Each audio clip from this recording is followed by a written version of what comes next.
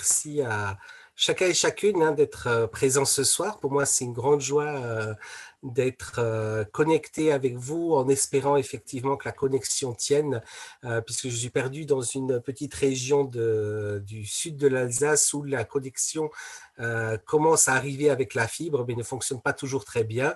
Donc, il se peut, alors j'espère que ça n'arrivera pas, que j'ai des redémarrages intempestifs, surtout de la box, surtout en cas de vent ou de pluie. Mais là, ce soir, on a un meilleur temps, donc ça devrait bien passer.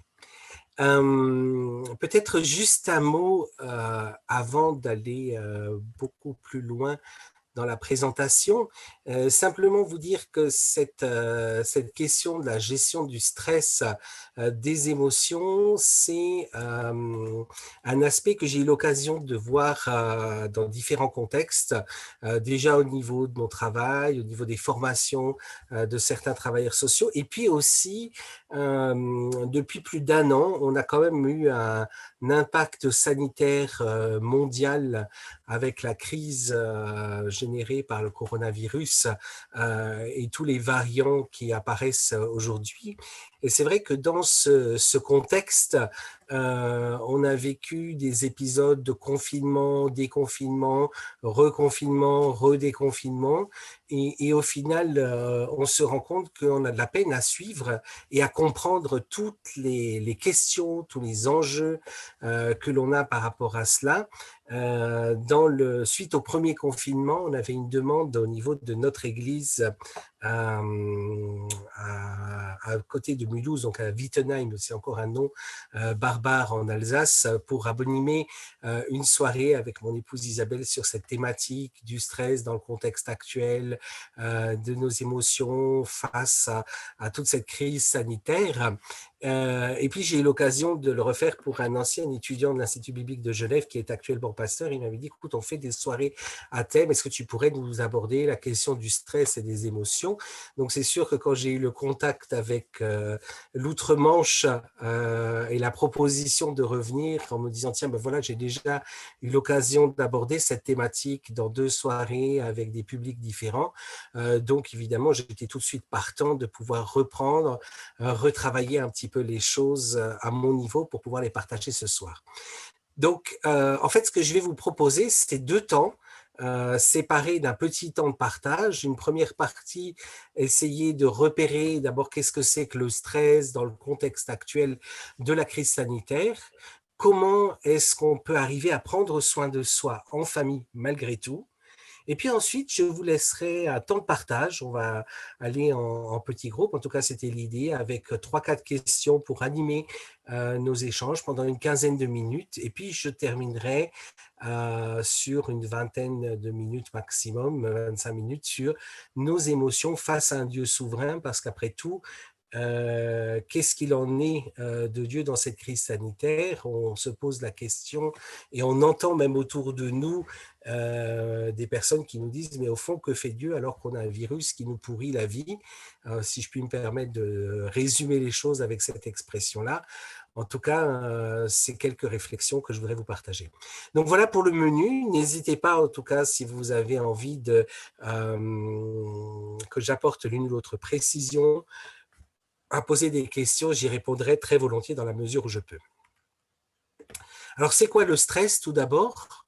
Le stress, c'est une réaction émotionnelle face à une situation de danger et le stress va permettre de mobiliser toute l'énergie que l'on a pour résoudre ou réagir dans une situation difficile. Donc ça, c'est la définition que vous trouvez dans un dictionnaire.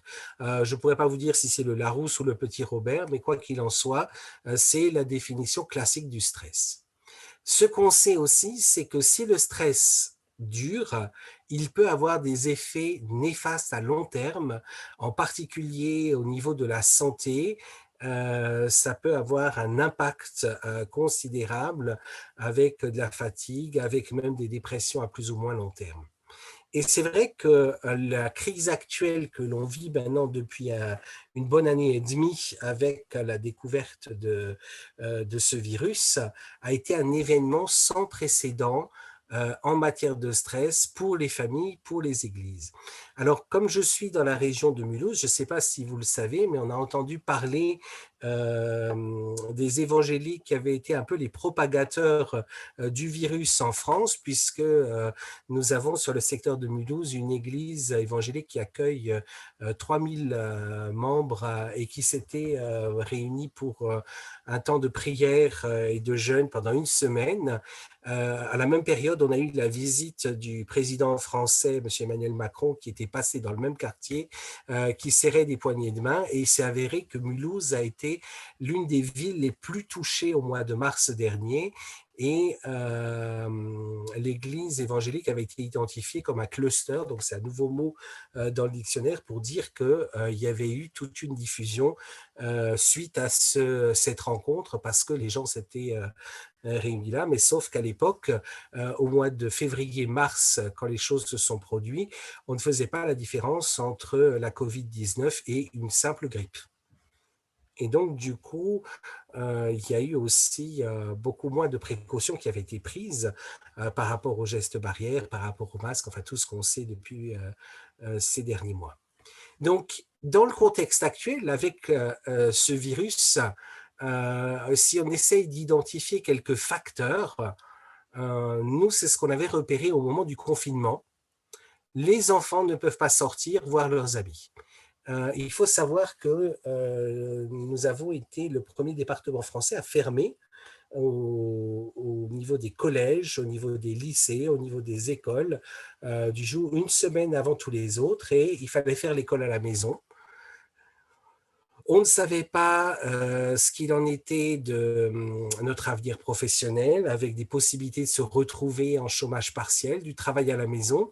Moi-même, je me suis retrouvé en difficulté dans une partie de mon propre travail parce que le service d'intervention à domicile venait de démarrer. On avait à peu près 2 mois d'existence, puisqu'avant j'intervenais dans une maison d'enfants à caractère social. Et donc, du coup, on a fermé le service pour aller en renfort à l'internat parce que les enfants étaient confinés dans l'internat. Et donc, les éducateurs devaient faire le travail scolaire plus le suivi des enfants au quotidien. Et donc, du coup, il y avait besoin de renfort. Donc, pendant 3 semaines, le service a fermé. Mon directeur a dit, bah, écoutez, Paul, vous allez vous retrouver en télétravail. J'ai dit, et je fais quoi? Eh ben, il y a grand silence parce qu'effectivement, on était dans le moment où il fallait constituer des outils pour le service. Donc, j'ai réussi à m'occuper sur la base de mon temps. Mais c'est vrai que ça a beaucoup questionné l'organisation à la maison, ce d'autant que j'avais ma grande fille qui était confinée, qui était au collège à l'époque et qui devait faire ses études. Donc, du coup, travailler à la maison, prendre la casquette de surveillant, de professeur dans les différentes matières, et en plus avec une épouse qui continuait à travailler en milieu hospitalier, en Suisse, donc de l'autre côté de la frontière, mais avec aussi quand même le risque de diffuser le virus, de le ramener, sachant que à l'hôpital, forcément, son service était en train de diminuer les admissions pour pouvoir accueillir des personnes hospitalisées, même si sur le canton où elle était, il y avait beaucoup moins de personnes malades qu'il y en avait du côté de la frontière française. Donc voilà, le fait qu'un ou deux parents doivent aller sur leur lieu de travail. En plus, il y avait la fermeture des frontières. Donc, du coup, au lieu de mettre 40 minutes pour aller au travail, il fallait mettre 2 heures pour mon épouse. Pendant 10 jours, elle est partie avec une valise dans le coffre, ne sachant pas si elle allait rester dormir à proximité de son lieu de travail. En plus, si vous êtes en contact avec des personnes âgées qui avaient été infectées, qu'il fallait isoler, qu'on ne pouvait pas voir, qu'il y avait toute cette difficulté de savoir qu'est-ce qu'on fait si on risque de ramener le virus à la maison. Et puis, le drame qu'on a eu à l'époque, enfin l'an dernier, au plein fort de l'épidémie, c'était les décès et le fait de ne pas pouvoir même accompagner en fin de vie les personnes. Donc tout ça, c'est un peu un catalogue de facteurs de stress qui sont venus se rajouter à quelque chose déjà existant. Alors le problème, c'est que tout le stress génère un changement d'équilibre, et en étant confronté d'abord au confinement, puis au déconfinement, on rouvre une partie, puis on referme. On a vécu quelque chose de totalement inédit. Un équilibre qui a été chamboulé. Rester confiné ou aller travailler, c'était dans tous les cas une situation extrêmement complexe à vivre, avec un stress important, et le stress n'était pas le même. Le stress que moi j'ai dû absorber, le stress qu'a absorbé mon épouse n'était pas le même. Et alors on se retrouvait, donc on a découvert les apéros Zoom, on a découvert les cultes Zoom, ou les différentes visioconférences avec toutes les questions que cela posait. On enregistrait aussi les cultes en différé. Enfin voilà, tout ça, ça nécessitait de l'adaptation. Et aussi, en fonction du lieu où vous étiez, est-ce que votre logement était suffisamment adapté? Est-ce que vous aviez suffisamment d'espace, de jardin, de possibilités d'être à l'extérieur? Comment est-ce qu'on peut vivre à la maison avec toutes les casquettes? En tout cas, ça, c'est ce qu'on a vécu dans le premier confinement. Et bien, le deuxième confinement, c'était assez particulier en France parce qu'on nous a dit, vous êtes confinés, mais vous avez le droit de travailler parce qu'il faut que l'économie redémarre. Donc là, on travaillait, on remplissait son attestation pour aller travailler, et puis on a vu découvrir dans certains commerces la notion d'essentiel et de pas essentiel. Si vous arrivez à trouver ce qui est quelque chose d'essentiel et quelque chose qui ne l'est pas, en tout cas en France, on a été vraiment confronté à cette question. Je me suis trouvé très bête à un moment donné parce que mon aspirateur est tombé en panne, à devoir questionner le vendeur si j'avais le droit de racheter un nouvel aspirateur parce que je ne savais pas si ça figurait au rang des denrées essentielles ou non. Donc, tout cela fait que avec le deuxième confinement et puis un troisième, et puis c'est vrai que du côté de Londres, alors quand moi j'ai suivi l'actualité d'un petit peu loin, les choses n'ont pas été faciles à vivre à ce niveau-là. Il y a eu des règles qui étaient assez strictes, en tout cas dans ce que j'ai vu dans l'actualité. On est passé continuellement d'une situation, on a un équilibre, l'équilibre disparaît, on est de nouveau en déséquilibre, on recherche un nouvel équilibre, on a à peine trouvé ce nouvel équilibre que les données changent à nouveau et on est encore en déséquilibre. Comment s'adapter? Comment parler aux enfants? Comment écouter leurs questions, leurs inquiétudes? Comment donner des explications même sur le virus, sur les conséquences, sur la maladie? Ben non, vous n'avez plus le droit de faire de câlins. Non, vous devez porter un masque. Oui, il faut vous laver X fois les mains. C'est quelque chose qui n'est pas simple à comprendre selon l'âge des enfants. Comment s'organiser au quotidien? La difficulté, c'était d'arriver à rester informé sans être surinformé. Attention aux fameuses fake news qui ont circulé. Et une des pistes auxquelles on a pensé justement, alors pour vous qui êtes en famille, c'est qu'est-ce qu'on fait avec nos enfants au quotidien? Je crois qu'on avait 5 pistes qu'on a pu identifier à la fin du premier confinement. Parler des émotions et des sentiments sans les nier. Ça, c'est quelque chose d'important. On le reverra en dernière partie tout à l'heure de l'importance des émotions. On peut utiliser pour aider cette expression des sentiments et des émotions, des dessins, des activités créatives ou des jeux de société avec notamment des jeux qui sont coopératifs, qui permettent de parler de ces émotions, clarifier autant que possible les informations que l'on a sur la pandémie. Et puis, il fallait réconforter les enfants, il faut être patient avec eux, il faut aussi pouvoir accompagner, expliquer chaque changement de situation. Donc voilà, ça c'était vraiment des points qui à la fois étaient présents avec ce stress dans le contexte du confinement, mais aussi des points de repère qui pouvaient nous aider pour bien accompagner nos enfants au quotidien. Deuxième élément que je voudrais aborder, prendre soin de soi malgré tout. Ça, c'est quand même un point qui est important. Alors, je précise que le diaporama, je l'ai envoyé aux organisateurs de la rencontre et ils pourront vous le diffuser sans problème. Il n'y a pas de souci. Pour moi, je le fais volontiers. C'est quelque chose qui peut vous servir après, si vous voulez y revenir. Mais justement, l'une des choses qui est bien importante, c'est d'éviter toutes ces pensées qui tournent en boucle et qui génèrent de la souffrance. Alors, on peut en repérer plusieurs. La pensée dichotomique, c'est quand on voit tout en noir ou tout en blanc.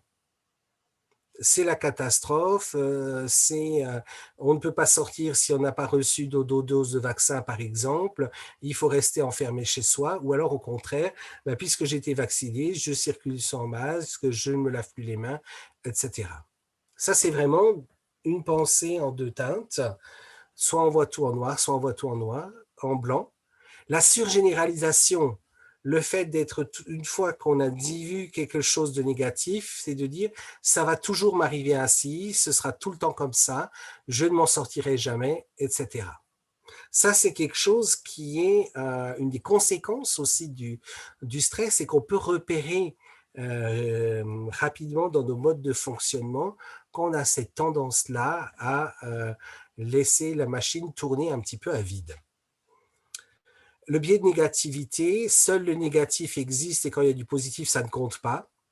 Moi, j'étais frappé de voir aussi des réactions de formateurs avec qui je travaillais, qui pourtant sont des personnes qui sont tout à fait à l'aise dans le domaine de la sociologie, qui ont une bonne connaissance des relations humaines, mais qui étaient épouvantables parce qu'ils avaient ce stress à la maison, parce qu'ils n'arrivaient pas à gérer le fait d'être à la fois dans le travail, avec les enfants, avec le conjoint à la maison, etc., dans toute cette période du télétravail.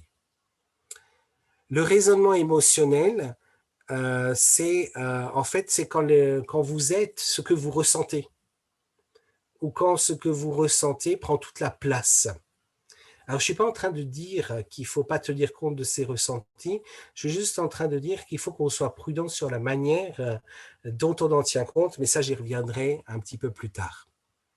Les injonctions morales, je devrais faire ou penser ceci ou cela, ou l'étiquetage, je me suis trompé, donc forcément, je suis quelqu'un de nul qui n'a rien compris à quoi que ce soit.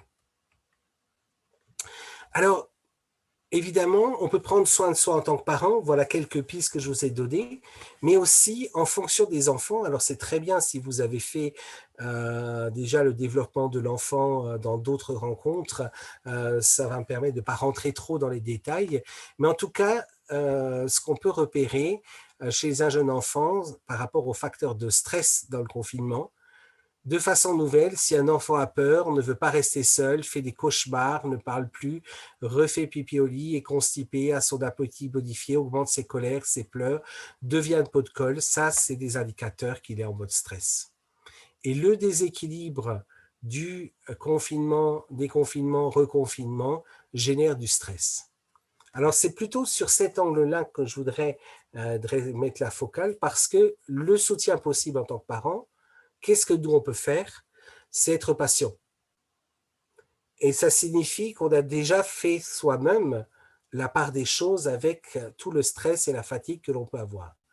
Réassurer verbalement, physiquement, encourager l'expression chez les enfants par des jeux, des histoires ou des dessins, revoir peut-être transitoirement certaines règles, prévoir des temps calmes, maintenir une routine rassurante, et puis attention à l'exposition aux médias.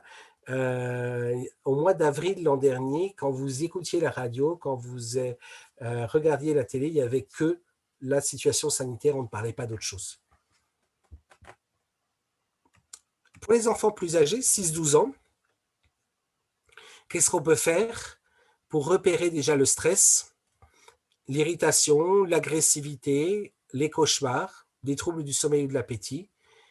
Il peut y avoir certains symptômes physiques, bon, pas forcément ceux qu'on va retrouver suite à la Covid-19, le fait de se retirer, de s'isoler ou de tout faire pour attirer l'attention, d'avoir du mal à se concentrer pour un enfant, c'est aussi à 6-12 ans révélateur d'un mode stress. Alors évidemment, à pas forcément confondre avec les signes avant-coureurs de l'adolescence et des fluctuations au niveau de l'humeur, mais en tout cas, l'irritabilité, c'est quand même un des indicateurs assez forts du stress chez les enfants.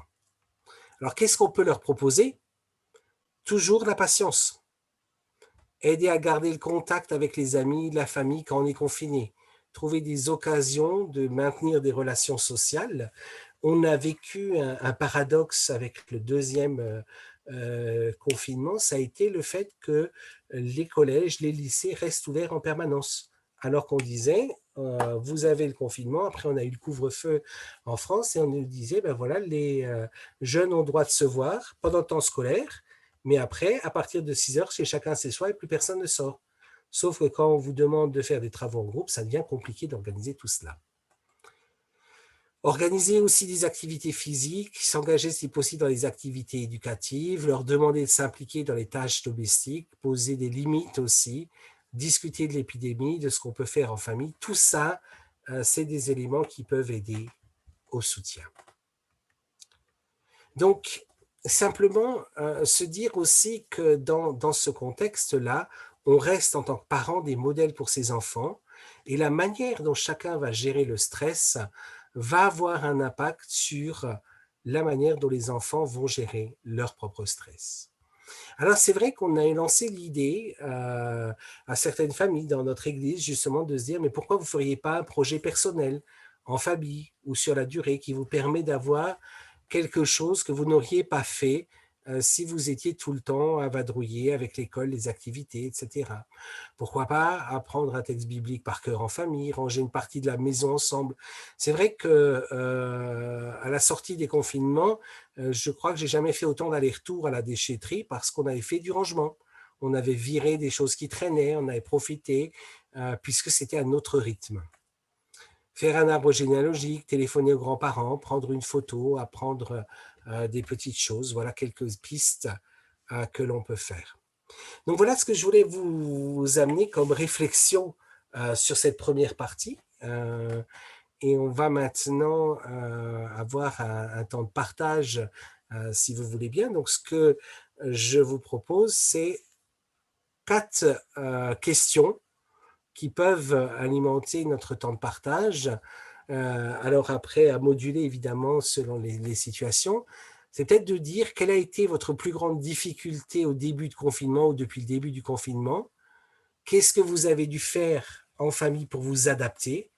Et puis, quelles seraient des idées concrètes à garder? Et pourquoi pas, alors on avait mis, on peut terminer par de courtes prières en petits groupes, mais ça, on pourra peut-être le faire à la fin si on n'a pas le temps de le faire en petits groupes. Moi, ce que je voudrais vous proposer, c'est juste de partager ensemble pendant une quinzaine de minutes à peu près sur ce sujet-là, si c'est possible. Montrer une petite vidéo. Alors, je vous ai mis le lien si vous voulez revoir la vidéo après. C'est une vidéo qui parle un petit peu de la manière de comprendre et de gérer ses émotions dans un contexte professionnel. Elle fait à peu près 5-6 minutes. On va la regarder, mais je trouvais qu'elle était assez intéressante parce qu'elle résume un certain nombre d'idées fort intéressantes. Un des leviers pour favoriser le bien-être au travail est de savoir faire bon usage de ses émotions. Les émotions sont des pépites, à condition de savoir les accueillir, les reconnaître et les utiliser comme des alliés. On dénombre communément 6 émotions fondamentales. La joie, la colère, la tristesse, la peur, la surprise et le dégoût. Ces visages sont expressifs. En effet, les émotions s'expriment d'abord dans le corps. C'est pourquoi il est important d'être attentif à ces sensations, aux manifestations corporelles de ces émotions. Par exemple, un sourire, une mâchoire serrée, les sourcils froncés, un regard noir, ou encore une boule dans la gorge ou l'accélération du rythme cardiaque. Autre point clé, savoir identifier le déclencheur de l'émotion. Il peut être interne, une appréhension, un a priori, une attente de longue date, ou externe, comme recevoir des félicitations, se faire agresser ou apprendre une mauvaise nouvelle.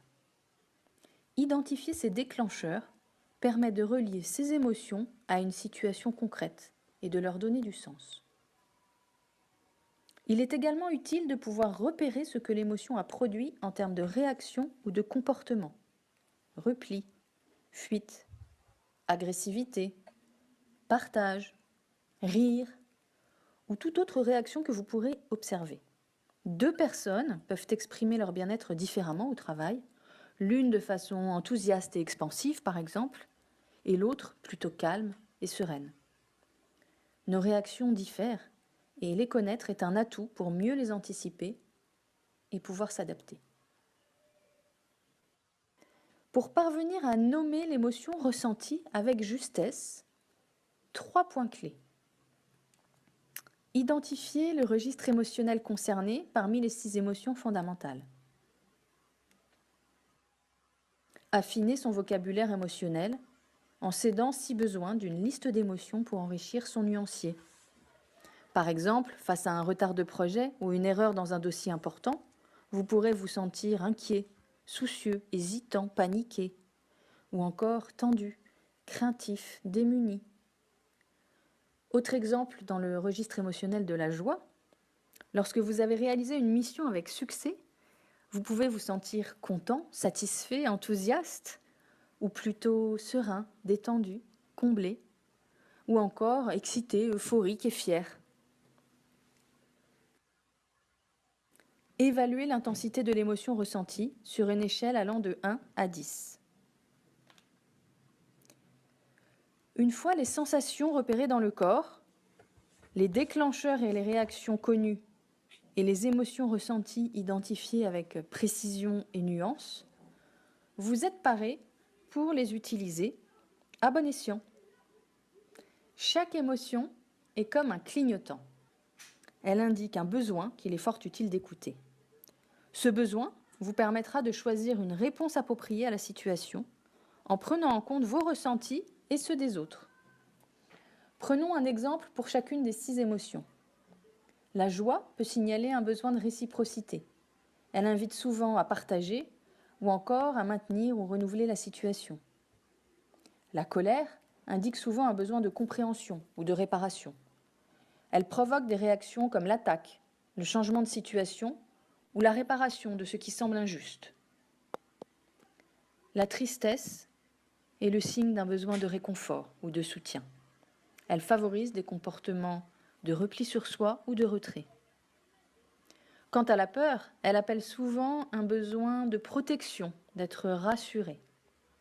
Cette émotion invite à la prudence, à la fuite ou à l'attaque selon les personnalités. La surprise signale un besoin de temps pour réagir et va souvent mobiliser des comportements de sursaut ou de suspension de l'action.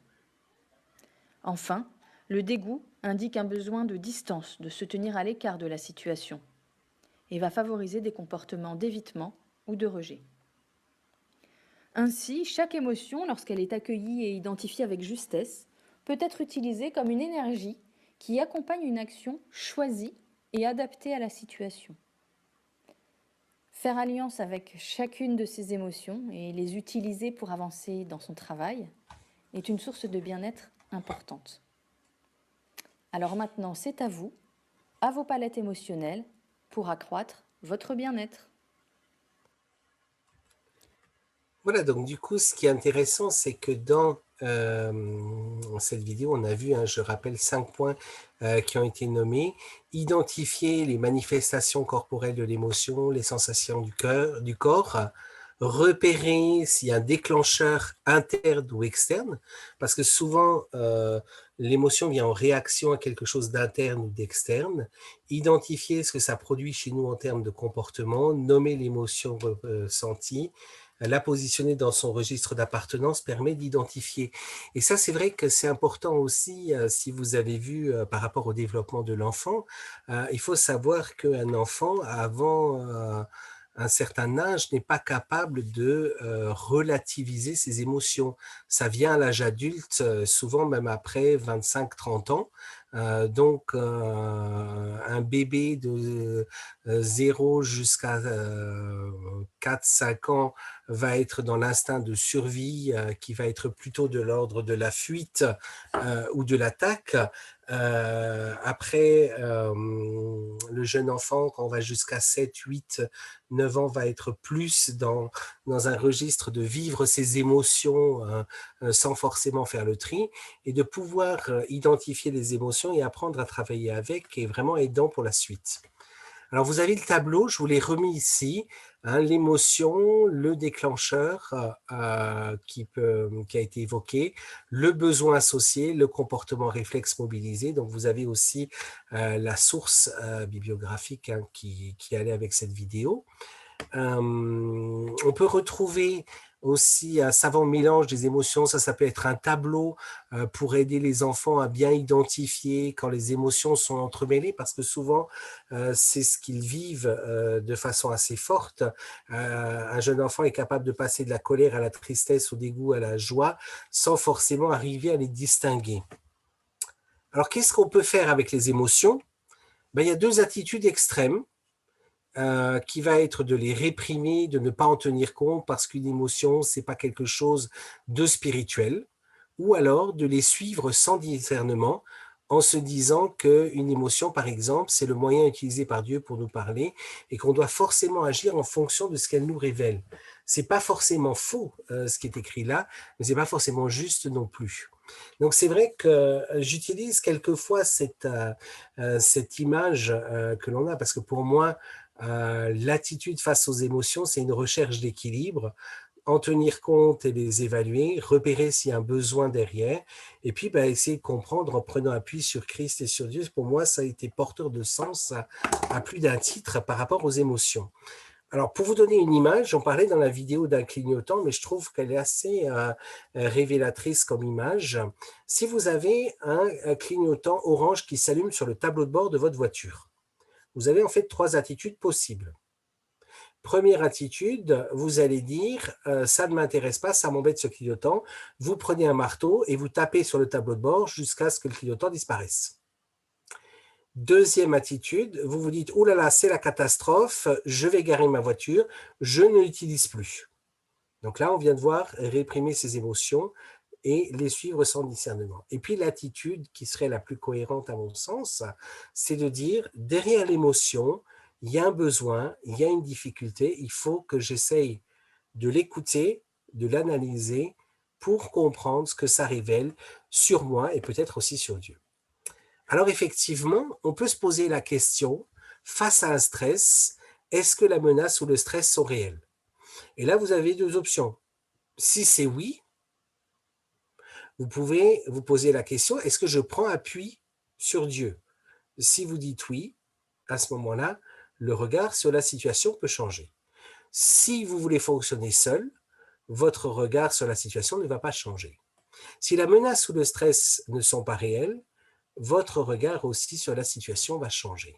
Et bien pour moi, ça a été une découverte intéressante à un moment donné pour faire face au trop-plein d'émotions, à certaines difficultés, de pouvoir essayer d'identifier, de me dire, est-ce que je dois faire face à quelque chose de réel ou est-ce qu'au contraire, je m'inquiète pour quelque chose qui n'en vaut peut-être pas la peine?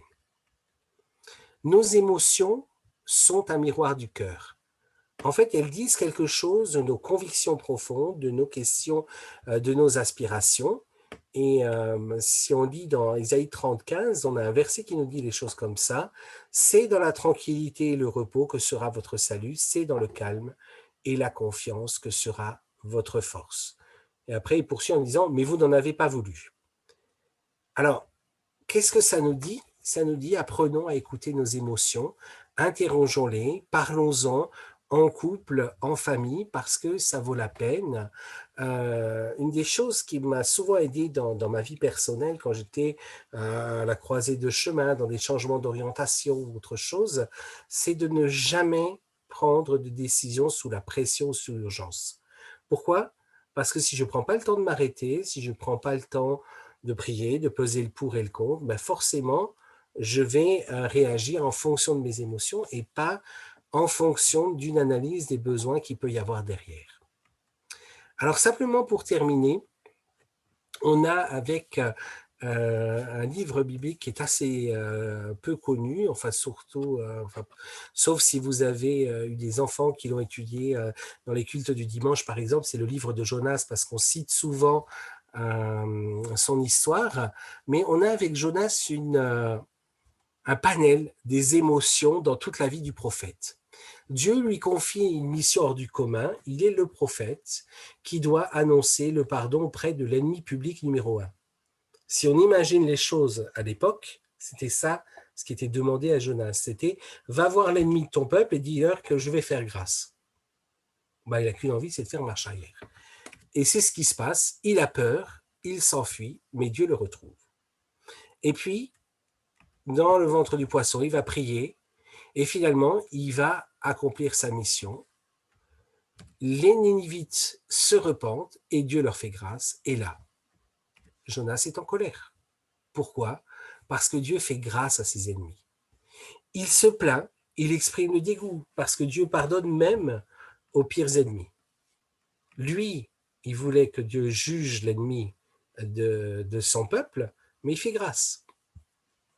Et il exprime sa tristesse, il demande même à Dieu la mort, après avoir vu la mort de la plante et la grâce de Dieu au lieu du jugement.